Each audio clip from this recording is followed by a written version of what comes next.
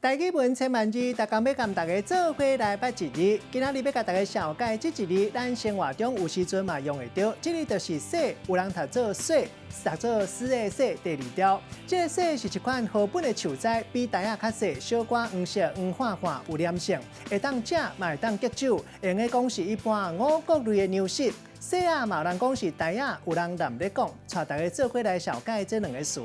头一个读做番薯，这是一款好本树栽，一款无黏性的米类农作物。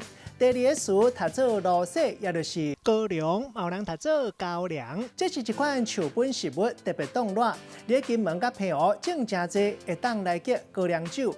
咱用一句话来举例，甲这两个词夹做伙。比如讲，参加旅行团来到金门观光，带大家参观高粱酒厂，用露水结酒的过程，亲身来看种番薯所在，原来是生做安尼生。